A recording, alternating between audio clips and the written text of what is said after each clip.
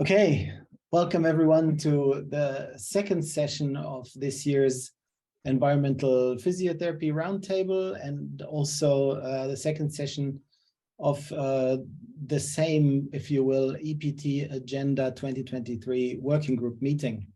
I'm really happy to welcome you to this second session here today of these meetings.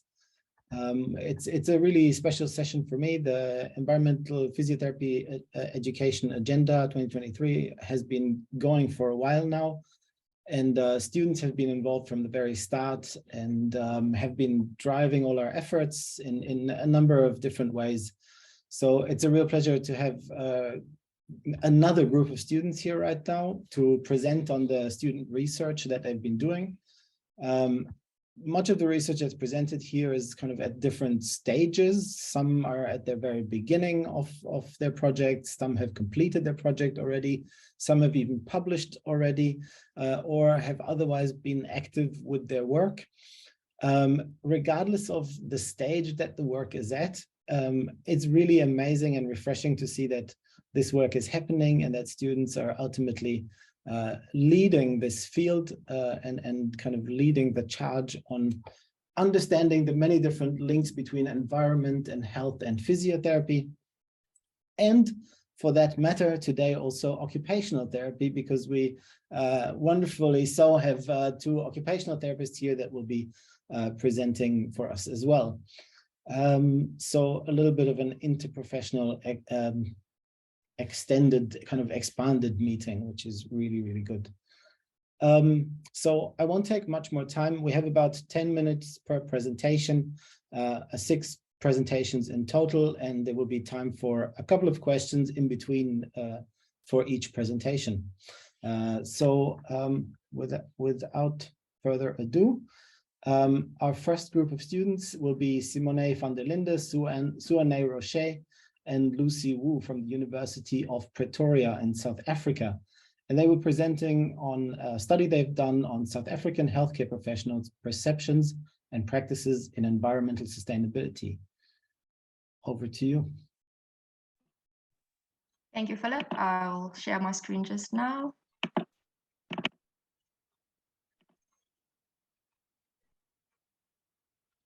Can everyone see it? Yes, that's working. Yes. Okay, fantastic.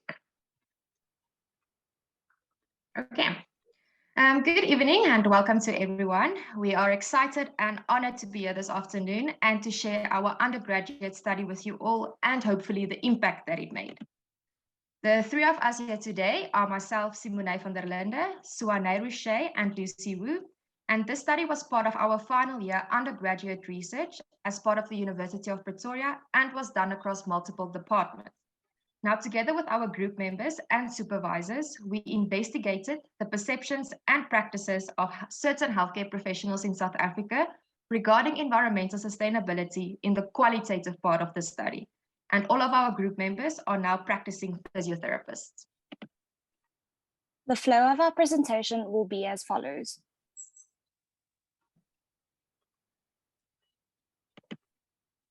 Kindly take a moment and familiarize yourself with the following abbreviations and key terms.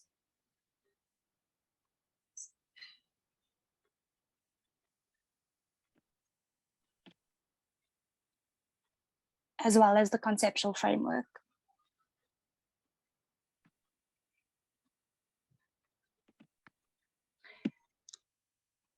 The greatest threat to our planet is that everyone thinks that someone else will save it.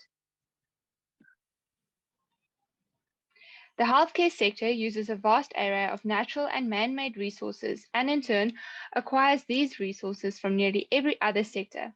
The healthcare sector's carbon footprint is substantial and is responsible for 1/4 of all carbon emissions.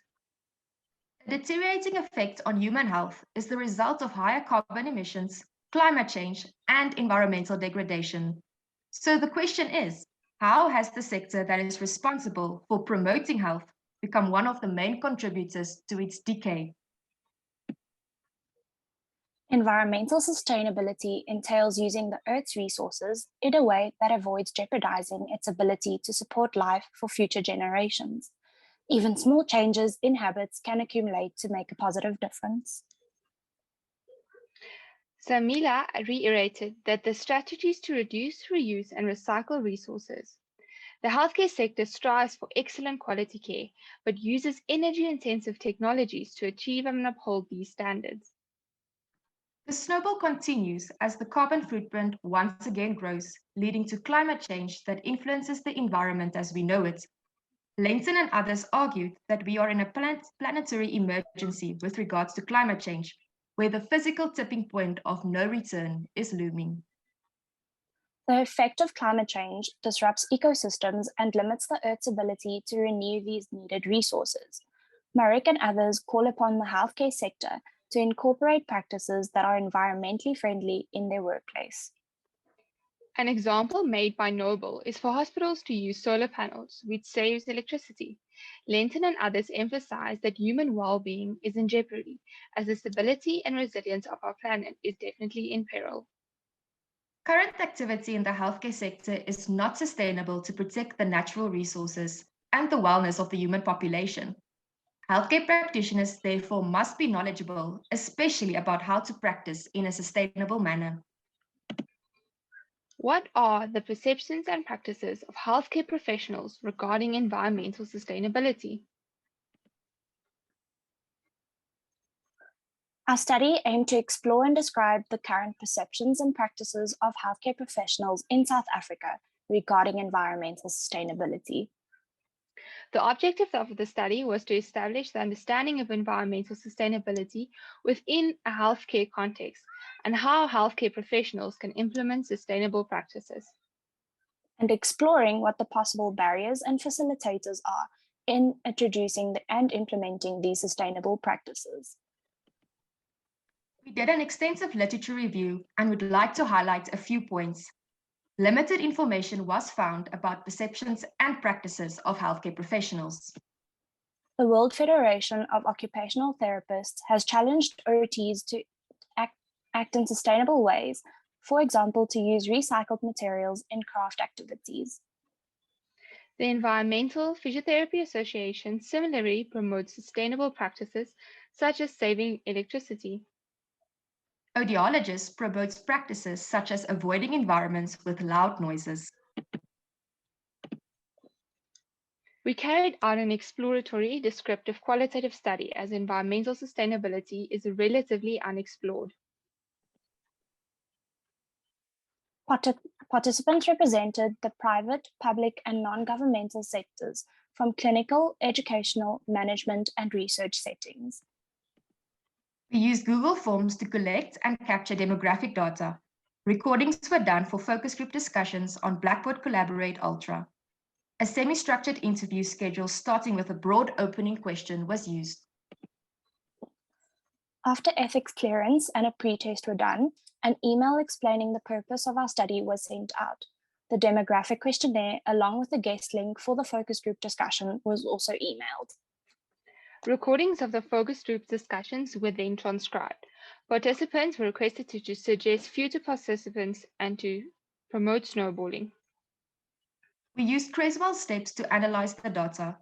To ensure creditability, researcher triangulation was done, whereby coding was done independently by different researchers. Due to the nature of qualitative research, only some findings are reported. We discuss the different results straight after each finding. 18 female participants aged between 24 and 74 years from private, public, and non-governmental sectors, as well as multiple universities and disciplines were included. 5 themes were identified as shown. The first being conceptualizing environmental sustainability, containing 3 categories. The understanding of environmental sustainability in regards to using natural resources in a way as not to deplete them, and how human physical and psychological well-being depends on a healthy environment, as described by Pettinger and Mani. A negative relationship between environmental status and human well-being exists, where participants spoke about decreased health due to environmental decay. One said, if we just look at the respiratory system and the negative effect that dust, air, pollution can have on a patient, the physical as well as psychologically, as described by Davies Barrett and others. Furthermore, Lenzen and others reported a relationship between increasing human illness and degradation of the environment. The next category was positive relationship between the status of the environment and well-being, where participants described the positive effects of a healthy environment. For instance, a participant said, let's say a bird singing in the wind, that is good for the human. This aligns with findings from Martin and others, which explain how humans thrive and benefit from advantages nature has to offer. Additionally, Wagenaar stated that sustainable development is the capacity to improve the quality of human life, while living within the carrying capacity of the Earth's supporting ecosystems. The intervention and practice environments comprised two categories. One, being outdoors, which encapsulated how participants and patients favored the outdoor environment to indoor treatment. As it has been reported by Algado, OT practices creates awareness of ecological sustainability and constructs multiple sustainable communities that are evolving in harmony with the environment.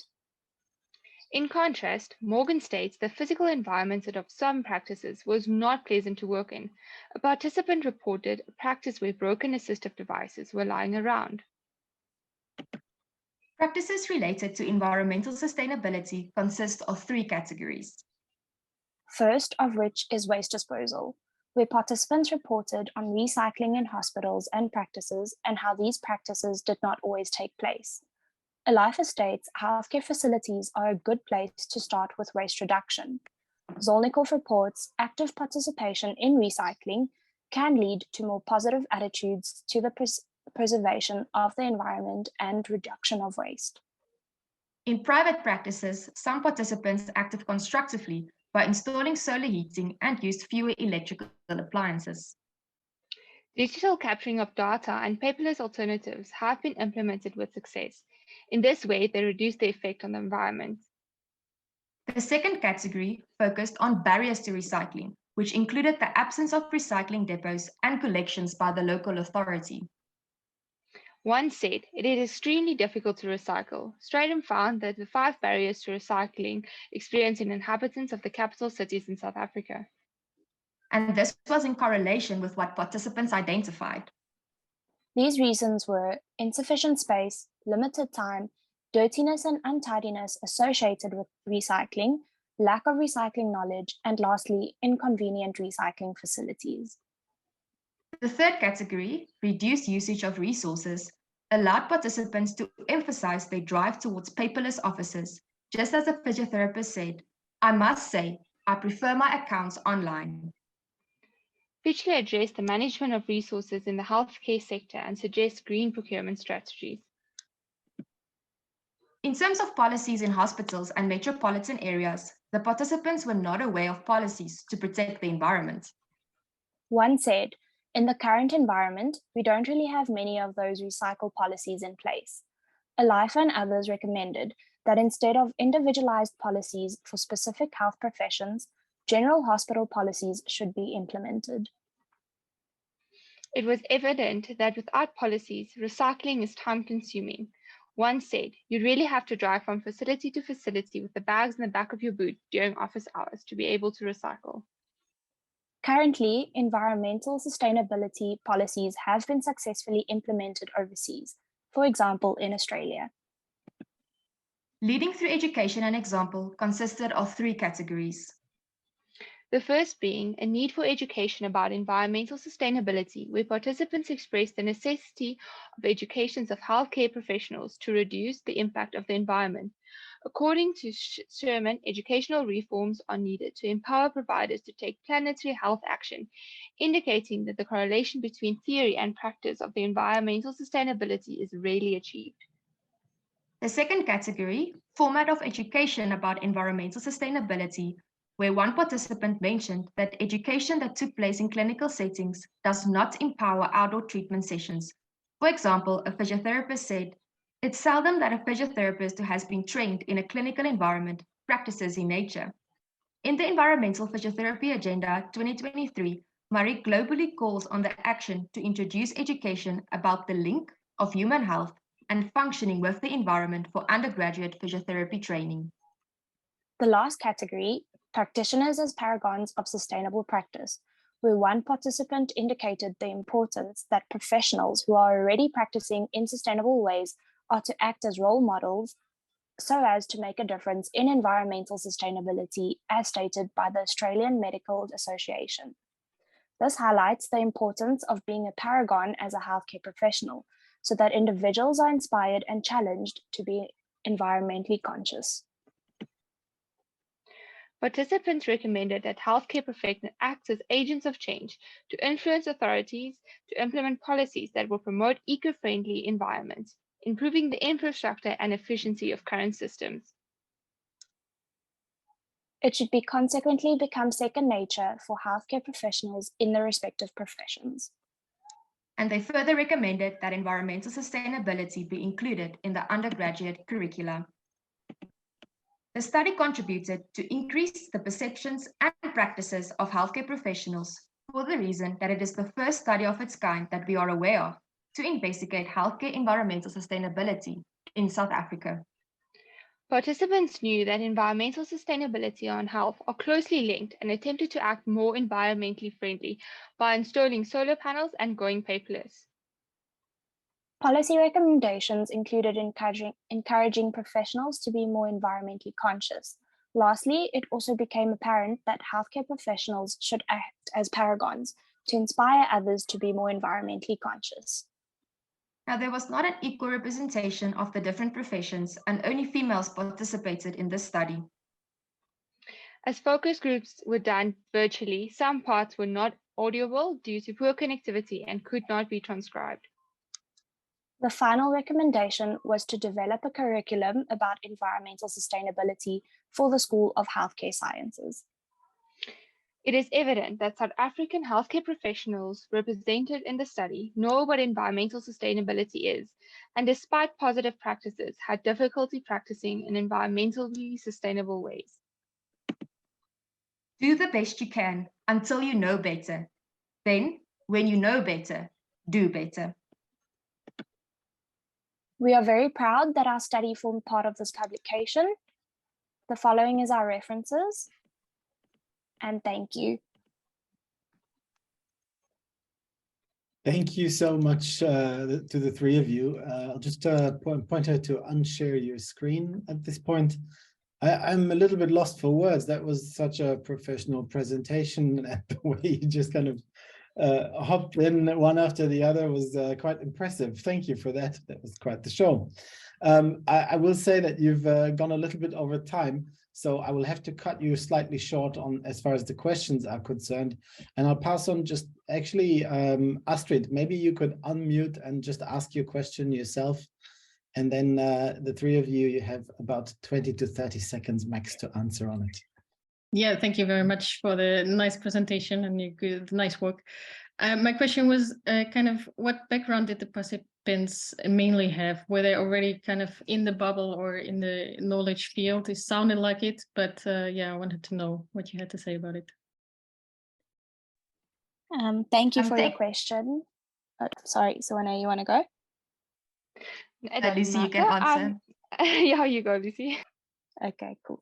So our participants were not really in the field. It was more just a general idea of what all the healthcare professionals knew about it. So you had different levels of understanding. Hope that answers your question. We had participants that were working in public as well as private sectors and through all the ranges. So we had everyone from ComServes to people that are lecturers at universities to people that are in private practice. So it was a mix of all of it. Wonderful, thank you. I will race us on to the next presentation. Now we have Jana Zisowsky and Lea Hagemeier, two occupational therapy or former occupational therapy students from the Hochschule Osnabrück in Germany. And they were presenting on their policy brief on planetary health and occupational therapy for us. Off you go.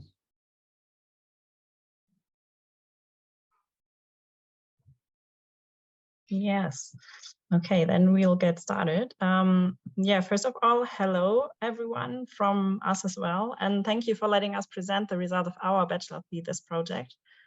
This result is a policy brief on planetary health and occupational therapy.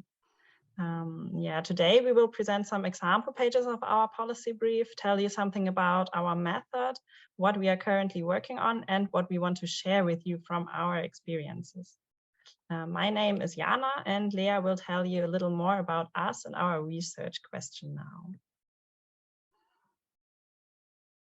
Yes, well, we are both occupational therapists, and we studied at the Hochschule Osnabrück here in Germany, and we just finished our thesis this year. And for our bachelor's project, we did research in the field of planetary health, and our research question was, which demands do experts draft in order to initiate action regarding a transformation in the field of planetary health and occupational therapy, development of a policy brief? And this finished outcome is a policy brief, which is a tool used to communicate research to political decision makers and demand action in a specific field. And Jana is going to show you part of it now. Yes, those are 2 example pages of the policy brief, and in total it includes 7 pages. The first 3 pages show an introduction to the topic with a summary, with pointing out the problem, explaining planetary health, and showing occupational therapy as a field of action. You can see an example of such a page here on the left. We have tried to structure this as appealing as possible for a wide group of people. Like this, you can read everything if you need all information or skip something. For example, if you know planetary health or if you know occupational therapy. On the right, the demands are presented. In total, they include 3 pages. In the blue boxes, you can see the demands for professional policy and occupational therapists. And there are 20 statements in total. In the white boxes on top of the blue boxes, you can see the ones we address these demands to, so to the decision makers. To give you an example, one demand addresses the renewal of the professional laws, more precisely the responsible working group. We require the implementation of these issues to the curriculum. For example, students name the connection between climate change and health is one of our demands. And on the last page, you can find sources and further literature. I would now like to talk about the methods we used during our project. We decided on a mixed methods design, and that is because the field of occupational therapy and planetary health is quite a new field of research, and we had to gather insight first, which is why we began with qualitative research, followed by quantitative research with the goal of generalizing our findings afterwards. So what we first did was, of course, a lot of research into the fields of occupational therapy and planetary health, and we recruited experts from both fields. We then had 2 group discussions about how to bring together planetary health and occupational therapy.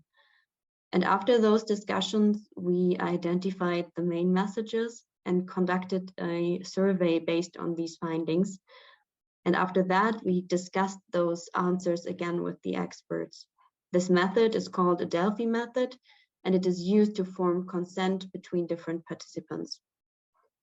After we had identified the statements that gain consent between all the experts, we created the policy brief, and we also added the general information about planetary health and the health threats that are caused by the climate crisis, so that political decision makers can read the policy brief and understand the topic and our demands and hopefully bring them into action.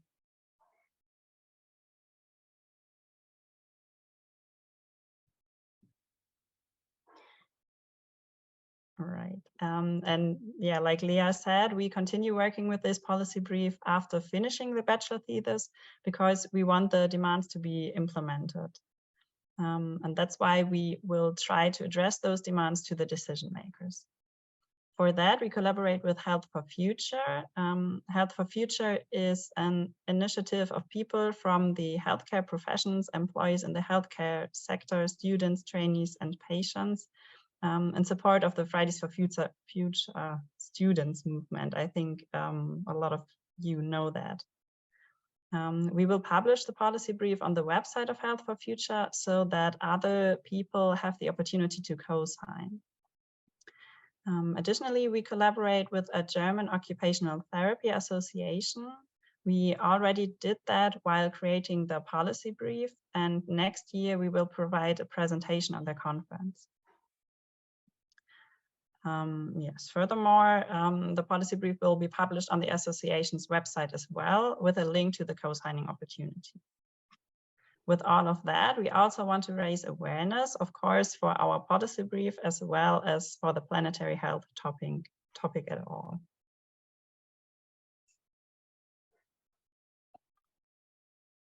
Maybe think there are people in the audience who might think about like doing similar projects or doing research in the area of planetary health.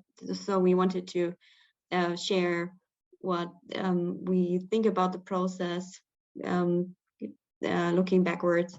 And during the process of our project, we discovered that there is an increasing awareness on the healthcare sector regarding planetary health at the moment. And with the interest that is developing right now, there's also a lot of support for projects like ours, or the others might have made same experiences than we have.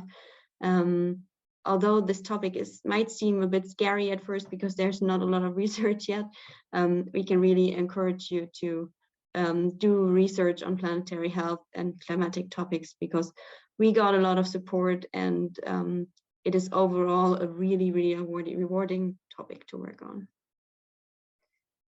Yes. So thank you for your attention. Thanks very much to the both of you. I find this really outstanding work that you've done, and I'll just jump in with a question myself before maybe somebody else also comes with a question of their own. I love that you went straight for policy, and Beth is commenting on the same thing here in the chat. I'm just wondering what made you go straight to policy. What were the thoughts there? Yeah. Yes, yeah, we wanted that to do something like that. It's not only theoretical, so that we wanted that people can do something with that, and that it really has an impact. And we were like, when we did the research, we were looking for something like we did, and we couldn't find it. So with the support of the people at the university, we were like, okay, we are doing that now. So that is something we learned, that if it does not exist, why not just like get into that? Yeah, wonderful. And let me guess though, the fact that you're continuing to work with this currently is entirely from within your own drive, and it's not sort of part of your regular work as occupational therapists now? No. Not at the moment. All right, but you're pushing on nonetheless. That's great. Asgeir, can you unmute and ask your question? Yes, I was a bit curious if you have been in contact with any decision makers regarding this topic, and if so, have they been like receptive towards making any policy changes, or have you met a lot of backlash in this field? We did not have the opportunity to publish it yet. We are planning on doing that in the next weeks. And also because it is a wide range of people who needs to be addressed, we are working together with the working group at Health for Future to help us with that, to address the people. So we don't know how big the backlash is going to be, but we hope there is going to be some. Fingers crossed. Thank you. Yeah, I'm actually convinced that you'll make some really good impact with this. So again, thank you, Jana and Leah. That was a really, lovely presentation, amazing work. And thank you so much for presenting that to us today. Thank you for having us. No, pleasure, yeah. I'll move us on to the next presentation, which at least methodologically is somewhat related insofar as it's also used a kind of Delphi protocol. So the next presentation is by Hanna Grønvold. She's a former bachelor student here at UiT, the Arctic University of Norway in Tromsø, where I'm also sitting myself. And she will be talking to us about a study on improving the environmental sustainability of Norwegian physiotherapy clinics. Hanna, over to you.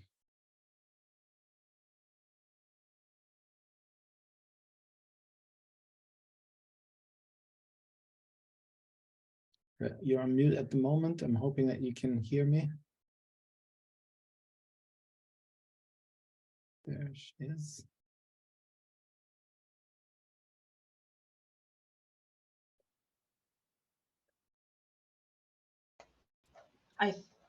Yep. Am I unmuted now?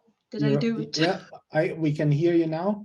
And you might want to go to the first slide and then also hit presenter mode or slideshow or something. Wonderful.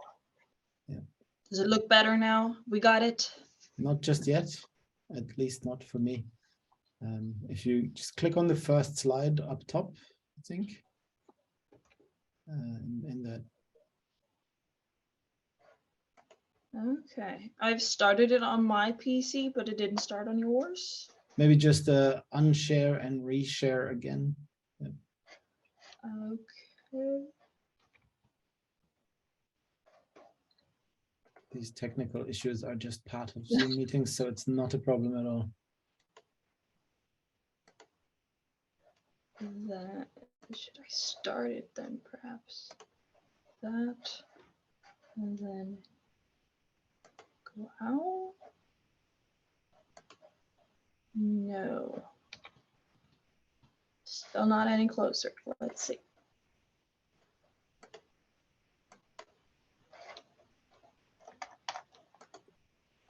Yeah, there we are. And you might want to hit the slideshow view or reading view or something of the sort. Then we'll just get the slide itself. Okay.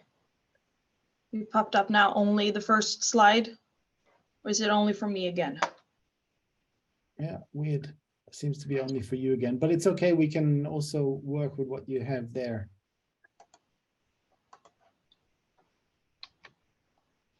It would be great though if you got the whole experience.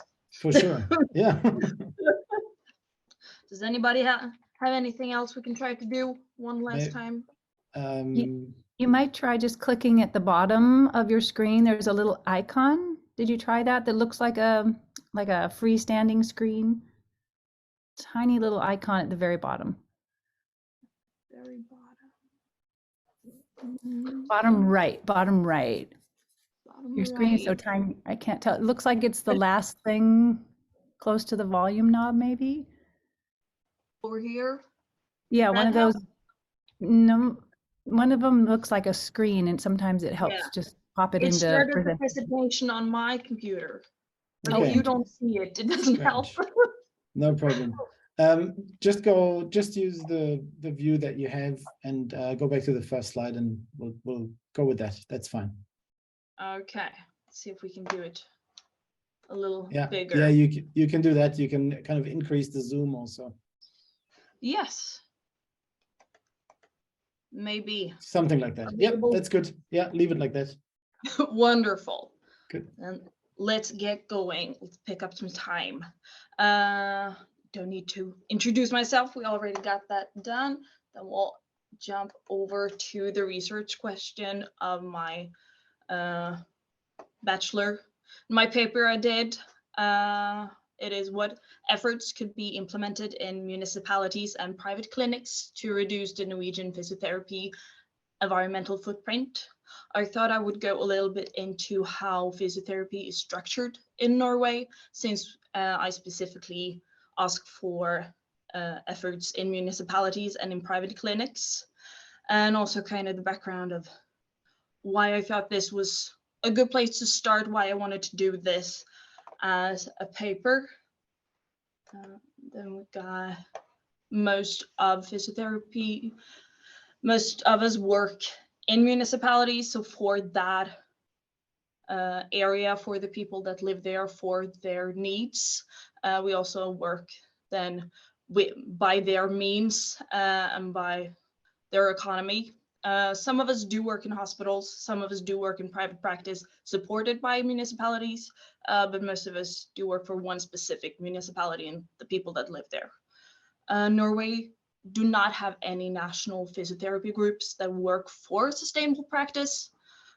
We have doctors of group, nurses, psychologists, but I was looking for it, couldn't find anything, and I was like, okay, let's do this. We need something for ourselves as well. Our public health policy platform that was presented by the Norwegian Physiotherapy Association in 2021 did not publish any measures or ideas on how to make physiotherapy any more environmentally friendly or sustainable in the long run.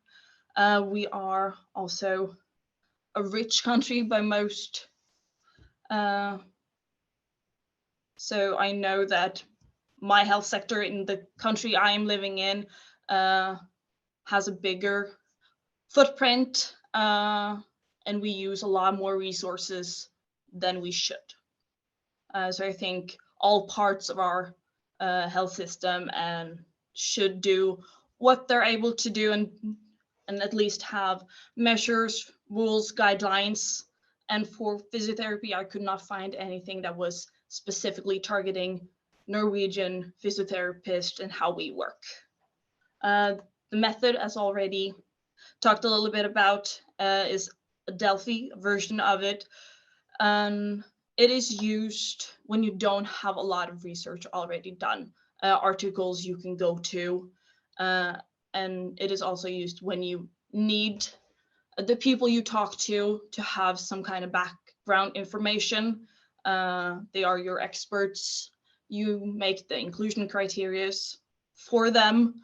I was hoping to only do physiotherapists and my expert group, but there were only very few physiotherapists that have expertise in the field that we're working in Norway, in our health sector, or in our universities. I used something that was already published on the EPA website, both in English and German, for our, I can jump over to it. It's this page with the measures. So that was the base for what I presented to my experts that they were going off of.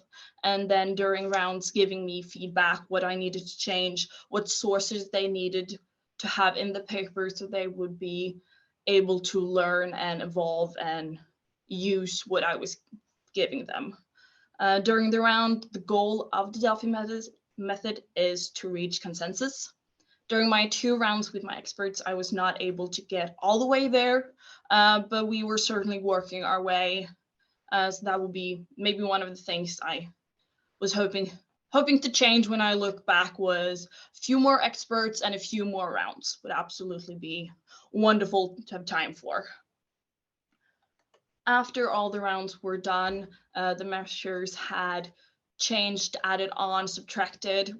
I was also left with some red lines going through a lot of the measures. They are presented in my paper as the experts' opinions. And these were things that all of the experts were agreeing on needed to be in the paper and needed to be pushed forward so that everybody reading would know. And that was among that everybody at the workplace have to be involved. It cannot come from the top. It cannot be pushed on you, and you cannot expect them to do it without the education, the training, and the means to do the task. There needs also to be allowed discretion. especially when it comes to health and safety. If you have discussed it amongst yourself, you have had the environmental aspect in the discussion, you have looked at your options, but you still have to pick something else because of the health and safety of a patient or a worker. You should not be looked down on. It should not be something wrong. You didn't fail. You knew that that was in the plans. You were hoping to do a greener choice, but that time it didn't end up going like that. And that is okay. And we should all be knowing that not everybody can do every measure. I come from a country with a lot of different municipalities. Some people have a lot of older, some have a lot of younger.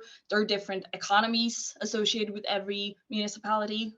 So your neighbor municipality might not be able to do what you can. And that my experts felt that that should be known, that even though you're doing something, it doesn't mean that they didn't try. Then I thought I'd present the measures and the plaque published on the EPA website. That's kind of the end. Thank you for listening. Thank you for having me today. Wonderful, Hanna. Thank you so much. You might want to just unshare your screen for a moment.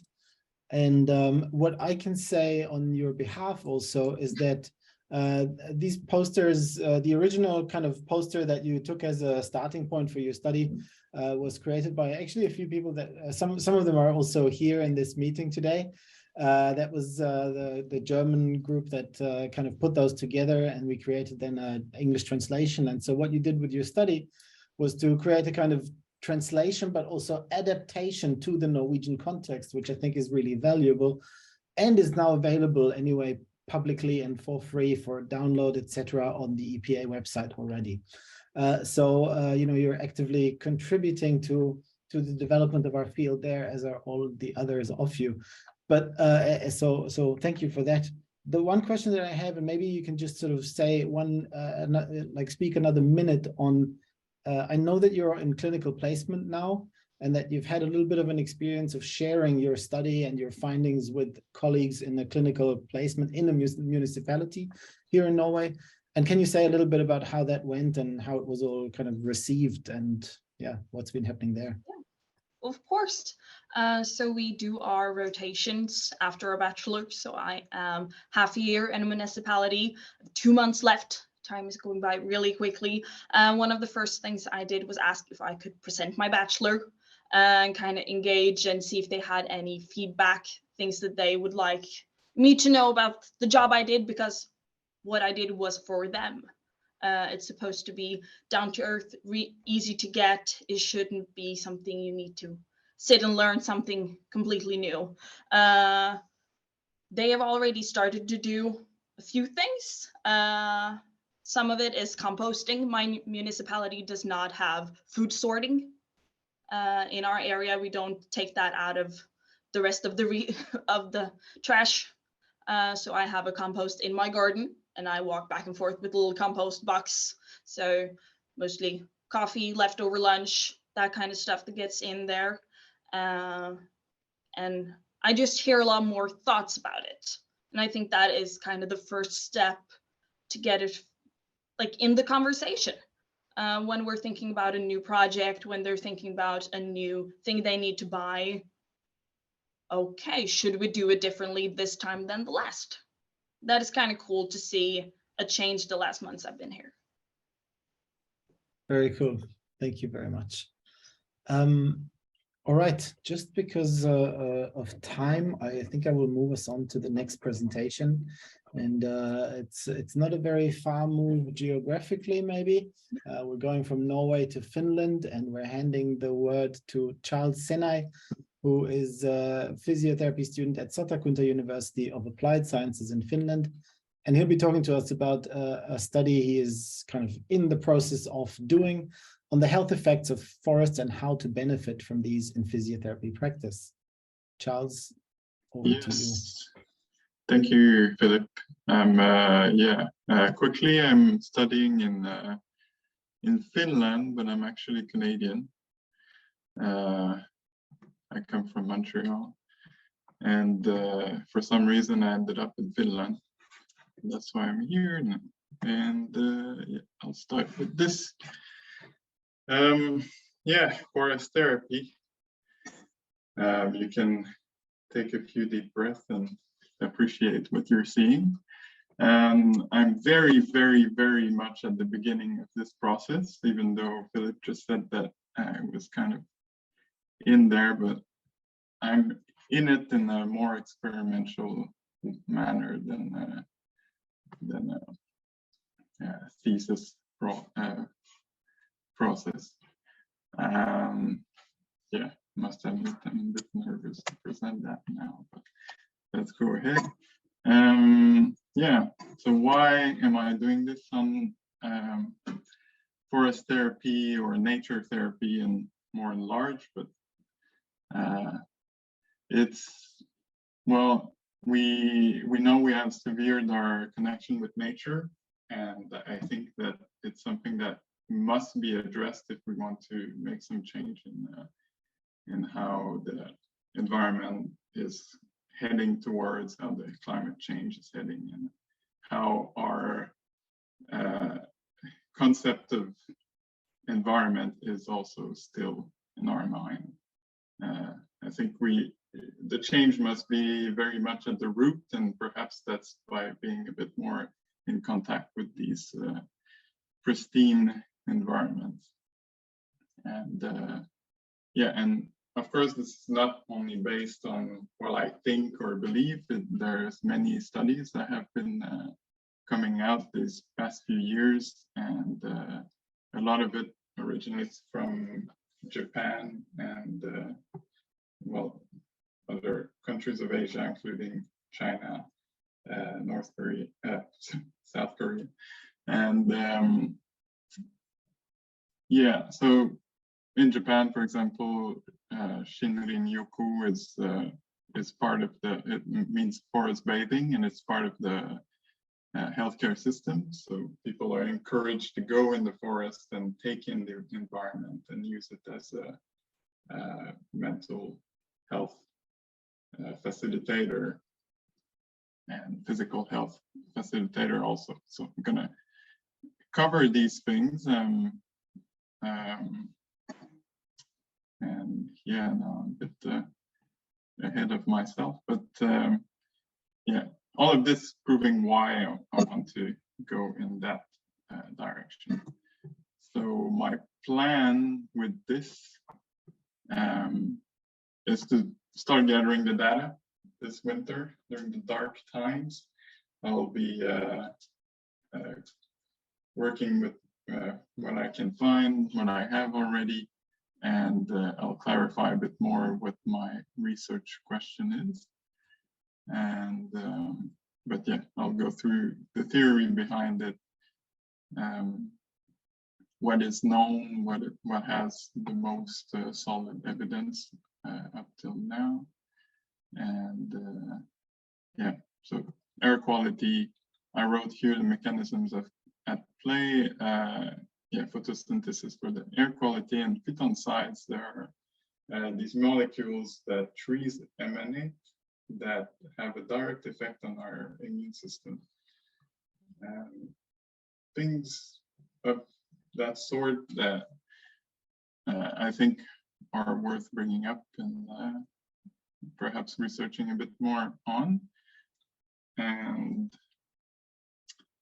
yeah, and variations when it is impossible to go into nature with our clients as physical therapists or occupational therapists or whatnot. There are ways to bring the nature indoors. So not just with indoor plants, but also with essential oils that do have in them those phytoncides that I mentioned earlier, and also virtual reality that is more I'm lost for words. It gives out more of the feeling of being there. So I think there are studies where you're kind of implementing a few of those aspects to give out the impression that you are in the nature and studying the difference between being outdoors and being indoors with those technologies as of ways to, again, address perhaps that connection that we're losing, and as a way to bring people from where they stand towards a bit more closer to nature in a respectful manner instead of just using it as resources. And further on, when the life and light returns, I will work a bit more, and I mean, I'll do the writing process, and I plan to write an article with that. So yeah, as of now, it's not so clear. Am I going to do just a systematic review, or am I going to use an article that I want to publish either on the EPA website or Physiopedia, where I've actually already started an article on nature therapy. So yeah, I would like to make it more accessible for people to get inspired by and gain tools on how this can be done and what can you do in the nature, what is possible for a physiotherapist, for example. How can you use outdoor spaces for instead of clinics? And yeah, there's actually another presenter this morning who talked about walking outdoors or working with his clients outdoors in physiotherapy, and challenges that might show up, but also how it has been received. And I think now we've been hearing more and more that people actually enjoy that. They feel that it's perhaps better than just being between four walls. Yeah, but yeah, for all this process, I'll make sure that I spend a few nights outdoors, and that's about it. I'll see you in a year's time, and I'll have more concrete data to present, and perhaps even my article completed. Yeah, thank you. Thank you, Charles. That was lovely. I mean, I'm excited. I'll be excited to see how it all goes in the end. You might just want to unshare your screen for a moment, yep. And I'll then, I have a question of my own, but I'll just let Anibal start. Anibal, if you would like to unmute and just share your question with us. Yes, my question was about patients, if patients will adhere to going out to nature to get treated, and if you already thought about potential barriers to it, or just in a beginning phases. Yeah, I mean, these are questions I've pondered upon also, and I think there are a lot of hurdles to pass before we can say, okay, this is part of the physiotherapy kind of treatment program that we go outdoors. But I think, like I said, there's a lot of people who are into going out, and those who perhaps are not even aware of it. And I think we're very well placed as healthcare professionals to do this. We are here to promote health. We're here to promote physical activity and engagement in environment. So yeah, I think at least there should be people who are into it, and those who are not, we might be able to grab them through other means, as I mentioned. Thanks, Charles. My question or questions, if I manage to pose them, are if you've had any thoughts or maybe already done any kind of reading into things like seasonal differences, as well as sort of like geographical differences, and so because, you know, there's places in the world where forests are not as predominant as in Finland, for example, etc., you know, those kinds of things. But then you're also in Finland, as you know, and here in north of Norway, you know, snow is also very prevalent. So seasonal issues might, you know, I'm just curious. And the other thing is that, of course, we're also losing forests at really rapid speeds around the world. And yeah, I'm just wondering if you have any thoughts on that in relation to what the forest therapy might be.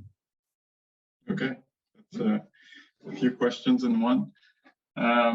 Yeah, these are things I've considered for sure. And okay, let's start from the beginning. I think that again, with if we are able to facilitate that connection and use forest as for healthcare purposes, it can be one more reason to protect natural spaces. And as I said, I'm using forest therapy as a term, but it can be seen as nature therapy. There are studies done on the difference between spending time in the park, like just a city park, versus spending time in the urban area. So of course you don't need to have access to old growth forest or like a jungle or whatnot, but I think it's more, the point is more to be in contact with as much natural spaces as you can.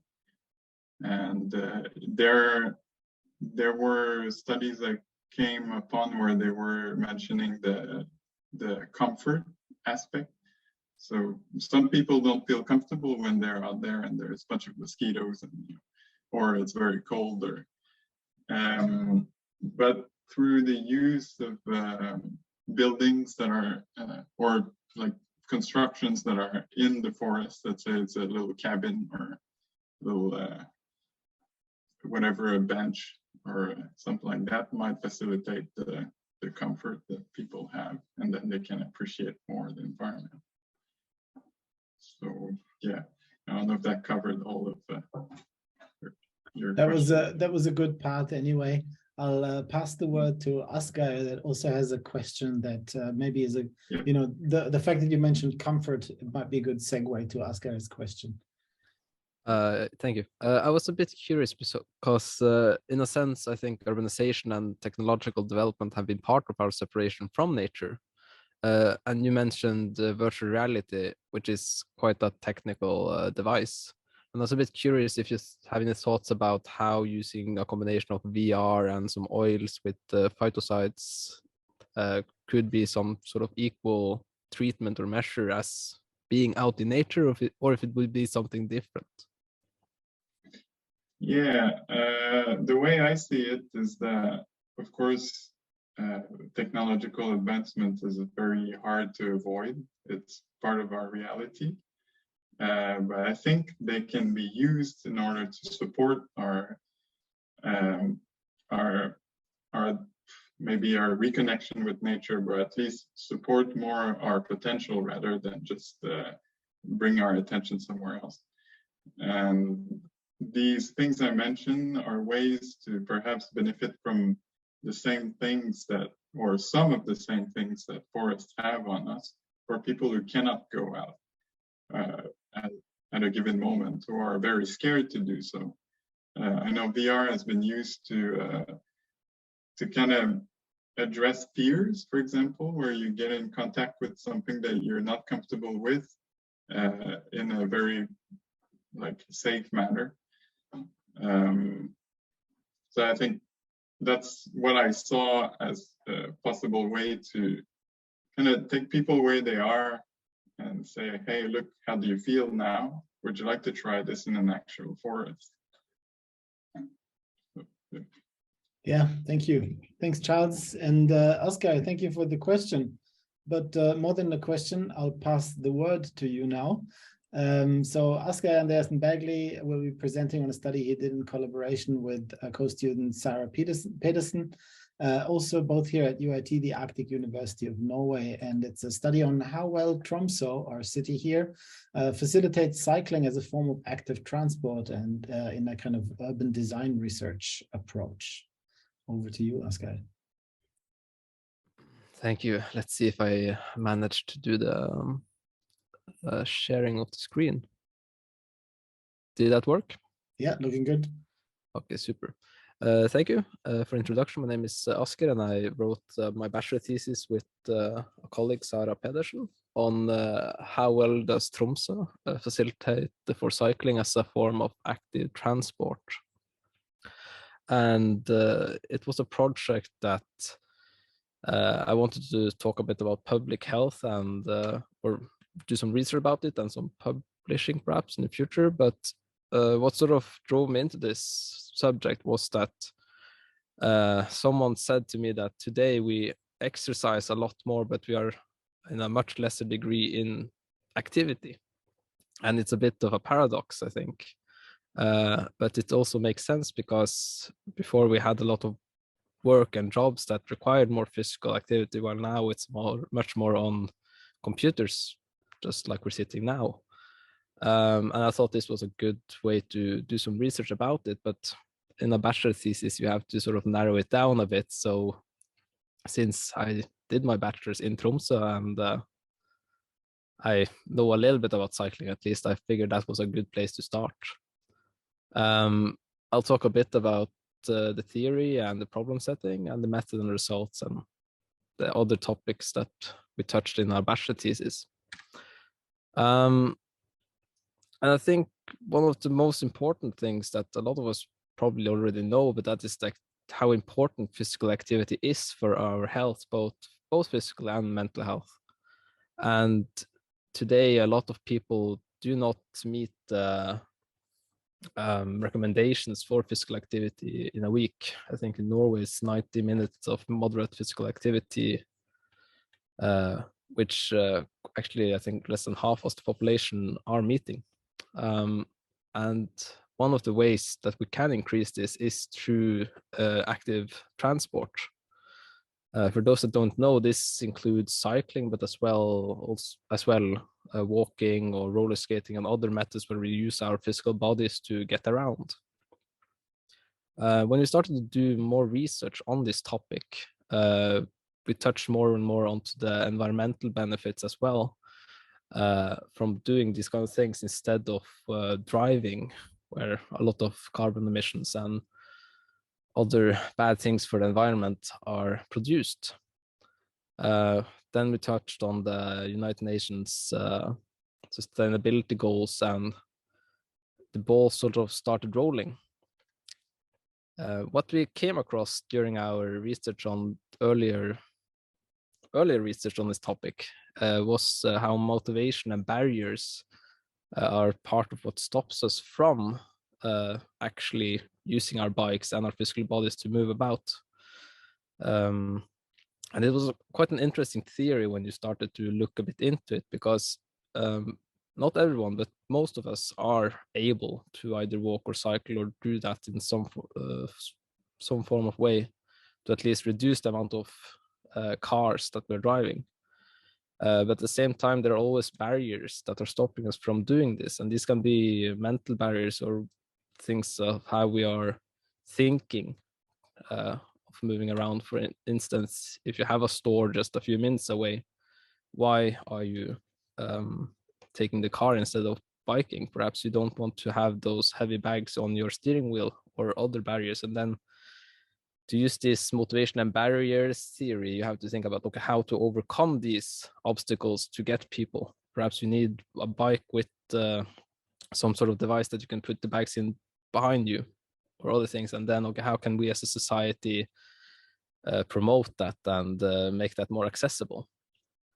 Another topic that was very interesting in the theory part when researching this was that a lot of people already know about the health benefits of being active. You don't have to tell people that, okay, it's healthier to take your bike to work than driving your car. This is commonly known already. However, if you are able to show people and promote how safe it is and how effective it is, then a lot of more people actually get their eyes open and be like, okay, I can either be stuck in congestion for 10 minutes or I can actually bike there in 5. And that might be a better way to promote active transport than saying is less of a risk to get a cardiac arrest.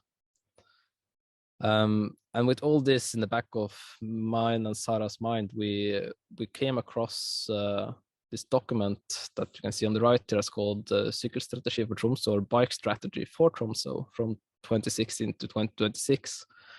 And we used that as a basis to see how well that document had so far been implemented in Tromsø to promote biking as a form of active transport. And the results were a bit disheartening, I'm afraid. But the problem statement we ended up with was, how is Tromsø prepared to promote active transport in the form of cycling with 2 routes as examples of good and bad preparation? And the reason we had to sort of compress it down to this was because of time and the scale it would take to analyze the entirety of the city. So I talked a bit already about the literature, and we did a very basic search with keywords such as cycling and urban transport and active transport and urban design to try and find a bit of relevant literature. And the picture on the right doesn't make too much sense on its own, so I'll just jump ahead a little bit and show you a picture from the bike strategy guide. This is Tromsø. In the middle there, you can see what is the island that most of the population is living on. On the right, you have the mainland. On the left, you have a large island. Now, a bit of the problem in Tromsø is that because it is an island, then you have a few choke points where a lot of the population have to come across to go to the island where most people work, and most people, or a lot of people, still live outside of the city center. And when you're biking, then those choke points become a bit of obstacles. So this picture shows where Bike Strategy for Tromsø has established that the main routes for biking is supposed to be the green lines. So what we did in our method was that we drove and walked and biked around the city, taking pictures on all those red dots, and ended up with 23 places and quite a few pictures. And then we sat down separately and tried to establish what we thought was well preparation and poor preparation. And all the white spaces here are where we were in agreement, as well as the dark red and dark green. However, the yellow ones we weren't in agreement, and we had to discuss a lot about, okay, what do we put in the term well prepared and poor prepared? And then we ended up with a common statement that we went along with. The good thing here was that we had 2 places that we were in agreement that were especially poor and especially good, and we decided to go along and use those with our research or analysis tools, which was a tool called the Place Standard tool developed in Scotland, and the Planeringsverktyg that was developed in Sweden. And the results where this was one of the locations that we thought was well organized, where it was quite a wide walking and cycling path. However, the maintenance in the winter was still a bit to work on, as you can see. And when we sort of did this analysis with the tools, we ended up with these 2 pictures, where the one on the left is the Planeringsverktyg and the one on the right is the Place Standard tool. And to just explain it very briefly, the more scribbled areas are, the better. Now, one of the reasons that Lanesvei and this one got a good score was, among other things, that they had a lot of green areas. And I'm a bit glad that Charles took that up before me, because when you're in a physical activity, you get a lot of more health benefits from the green areas around you than if you're just in an urban setting. Also, it was quite safe with the wide walkways, and it was also a very good part of an interconnected network, which is important when you're supposed to go from A to B. It doesn't really help if the stretch that is well organized is somewhere that people are not walking or moving. However, it didn't have a dedicated cycling path, and that is one of the things that you should have when moving at high speeds with a bike. I think just recently there was quite a severe accident with someone biking on an electric bike and an older gentleman. I think he got seriously injured and might even have died. And that's one of the reasons we need to separate also the softer pedestrians from bikes. The place that we thought was very poorly organized lacked any sort of bike path or walking path at all, and was quite heavily trafficked. And this, as you can see in the pictures, even the winter where you had this side of the road that you could move without being in the traffic, got snowed in. So during the winter, you had no choice but to move in the traffic. And just to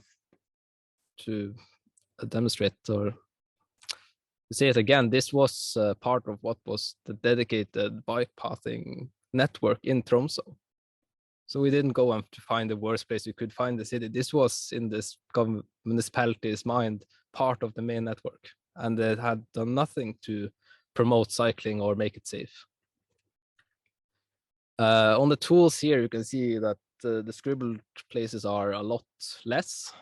On the circle graph on the right, you can see that the moving around part, that's all the way on the top, it got a 1 out of 7 because it had no sort of promotion for cycling or walking, and wasn't felt any safe. But yeah, there was a lot of room for improvement, is what it was. Still, we had made some thoughts about the other places in Tromsø that we didn't use analysis tools on, that I would just like to point out. The picture on the left there, winter and summer, is the bridge that connects the mainland to the city island. It's quite narrow. I cycle on it every day now, and you barely get 2 bikes in the width, and usually downhill you get up to 40 kilometers an hour, which can be quite uncomfortable when meeting others.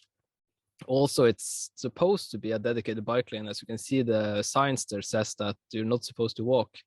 So imagine my joy when I came there to take pictures in the winter and I saw 2 people actually walking there. It was just too perfect. And that's also the daily problem I face when I bike there. The picture on the right is also where Tromsø has tried to make a dedicated bike lane. However, both in summer and winter, the lack of maintenance makes it full of gravel, so it's easy to skid. And in the winter, you can't even see that there is a bike lane there. So cars are driving there as well. So there are quite a few measures of improvement for adapting to cycling as a form of active transport instead of cars.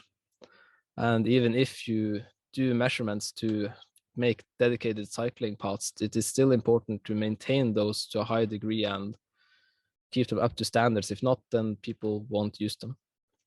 So this was sort of the conclusion as well.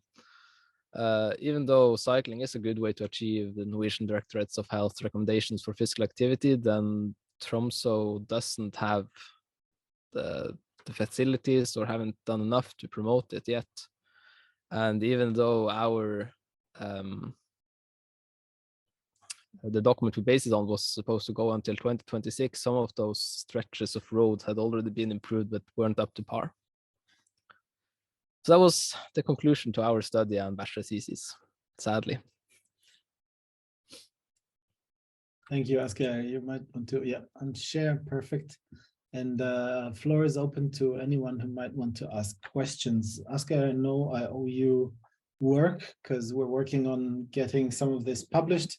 And I'm actually particularly excited about us trying to also approach the city here at a certain point in time about these issues, and coming in as physiotherapists to maybe offer some thoughts on how it's going with this cycling strategy.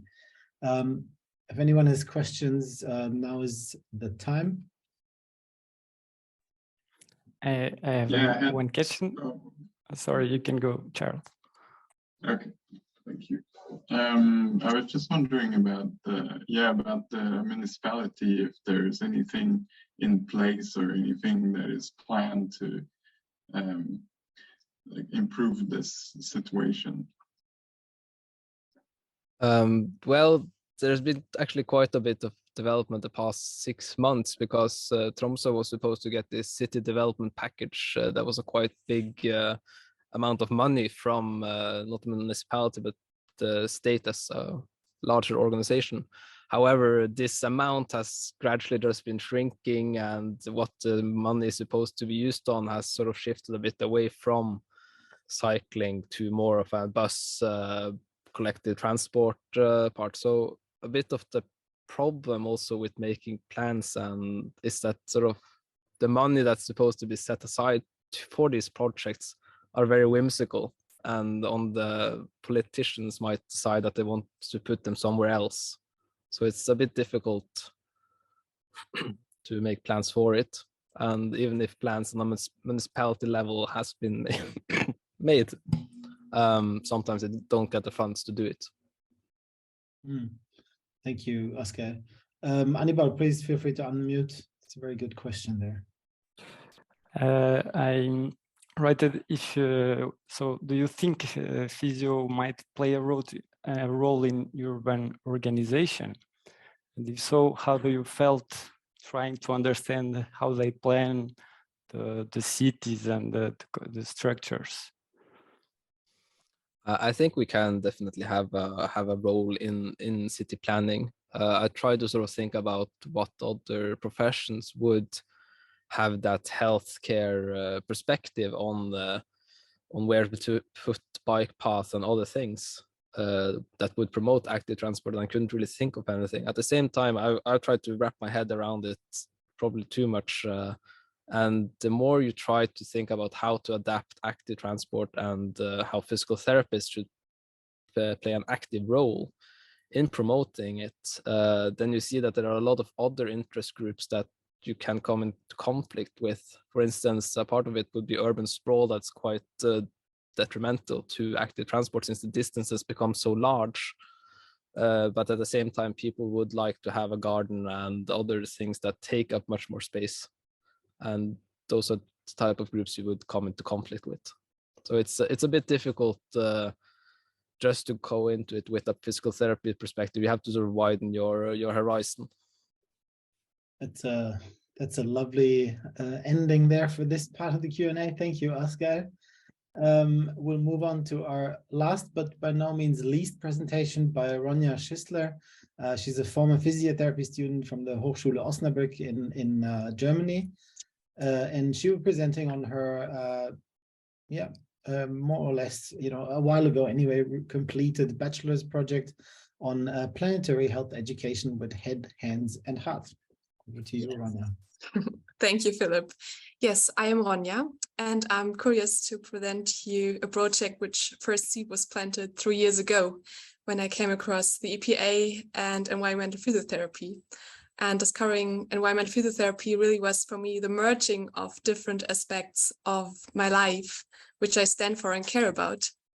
It's vital for us to think about how we live on this planet and to create new pathways during all systems are crumbling. So today I will share with you a project and a pathway I am creating, and that's environmental physiotherapy gardening. I will share my screen. All right. Okay. Yeah, it's based on my bachelor thesis I wrote last year. And yeah, it's all about planetary health education with head, heart, and hands. It's crucial to implement environmental physiotherapy and planetary health into entry-level physiotherapy education. In 2022, the EPA published the EPT Agenda 2023. That's why we all are here right now today. And yeah, it's a global call to action that physiotherapy educators start physiotherapy specific interaction with their students about planetary health. Implementing planetary health into entry-level physiotherapy education is a very important contribution to planetary health and the future of humanity. So I created a standalone workshop concept that can support institutions who prepare the soil to start gardening and planting seeds for environmental physiotherapy. At this point, only a short overview on my methods and my research project. I worked, my research was based on the understanding that me as the concept developer, I'm uniquely shaped and that I bring my expression and my background into the process. So I created situated knowledge. I worked along Ischebeck's concept development process, which is divided into 4 stages, and added qualitative research methods like developing a hypothetical model and doing expert interviews. Last but not least, I did active research. I participated in a project called University of the Future, which was a workshop series based on transformative learning, hosted by the artist Ariana Hagel. And all those experiences and researches, came that the workshop concept was born. The workshop concept is designed in the form of the EPT seed box, which is an offering for entry-level physiotherapy education institutions. And the seeds are presented in a way that there is an introduction into planetary health and environmental physiotherapy, and that there are further inspirations for growing the environmental physiotherapy landscape in the educational setting. As courage comes from the connection to what we love, being before doing, the workshop concept is drawing on principles of transformative education, because transformative education plays an important role in planetary health education. It aims to build bridges between traditional academic knowledge and art-based body-centered methods, which offer more experiential and personal and embodied learning. And I think planetary health education with head, heart, and hands will create long-lasting growth and change. So the seed box is an experience for head, heart, and hands. The participants will be inspired and informed on a personal scale and through the lens of becoming a healthcare provider with a background in environmental physiotherapy and planetary health. How did I prepare the soil for all of this? I work with the Planetary Health Education Framework, which is published by the Planetary Health Alliance. For me, it was a fundamental concern to implement the heart of this framework, interconnection within nature, into my concept, which means creating moments to consciously experience and reflect that we as human, we are nature, we belong to nature, and to feel and to think about it. Further, I implemented Kolb's cycle of experiential learning. I used it to structure the workshop experience. I translated it into activities which with a focus on creative and experiential personal experience and reflection. And on the other side, that there are context modules, moments with a focus on knowledge transfer to planetary health and environmental physiotherapy. Together, those activities and the context modules are an experience that can plant first seeds within the participants, that they can become EPT gardeners as well. It's not enough time here to give you detailed information about the content, so I directly jump to the outcome the workshop can offer.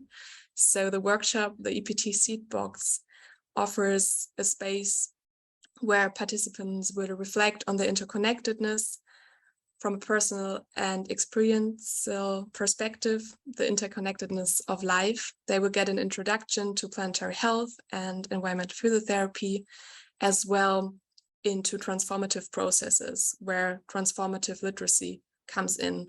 They will be able to explain the link between environmental physiotherapy and transformative literacy. And most important, there's a lot of time and space to explore one's own contribution. What do I stand for? What am I passionate about? How do I experience health and environment? And how can I create actions? How can I become my own environmental physiotherapy gardener within myself and within the work I do as a healthcare professional?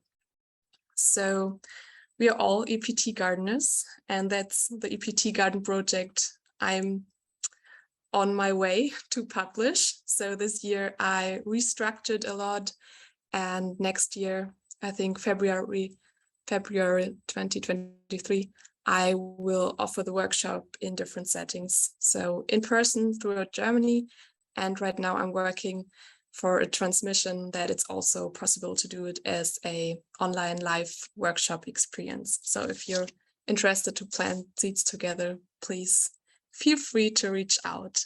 So yeah, thanks for your attention. I will stop sharing the screen. Thank you so much, Ronja. Yeah. Lovely as always. I think I wrote down a question that that I had, but you kind of answered it, which was how institutions or people could get in touch with you if they were interested in running this workshop within their respective context. And I think you answered that, and thank you for that. Yes. So that leaves the floor to other people who might have a question. The floor is open.